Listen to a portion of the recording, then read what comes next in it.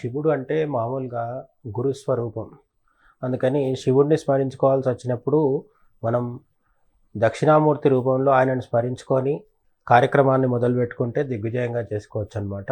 ఒక దక్షిణామూర్తి ప్రార్థన అంటే నిధయే సర్వ విద్యానాం భిషజే భవరోగిణాం గురవే సర్వలోకానాం దక్షిణామూర్తయే నమః అని చెప్తారు.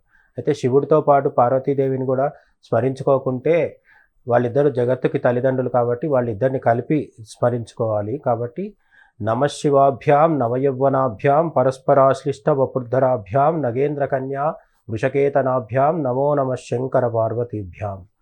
అంటే శివుడికి పార్వతికి కొన్ని వేల శ్లోకాలు ప్రార్థనా శ్లోకాలు మనకు పురాణాల్లో కనిపిస్తుంటాయి, ఇతిహాసాల్లో కనిపిస్తుంటాయి, భారతంలో కూడా కనిపిస్తుంటాయి. వేదాల్లో అయితే అనేక మంత్రాలు శివుడికి పార్వతీదేవికి ఉన్నాయి కాబట్టి అందులో ఏదైనా స్మరించుకోవచ్చు. ఇప్పుడు మనం స్మరించుకునేవి కూడా ఏంటంటే దక్షిణామూర్తి రూపంలో గురుస్వరూపంగా శివుడిని భావించినప్పుడు నిధయే సర్వ విద్యానామని మనం ప్రార్థన చేస్తాము. అదే శివపార్వతులు ఇద్దరిని స్మరించుకోవాల్సి వచ్చినప్పుడు నమ శివాభ్యాం అని మనం ప్రార్థన చేస్తాం అన్నమాట.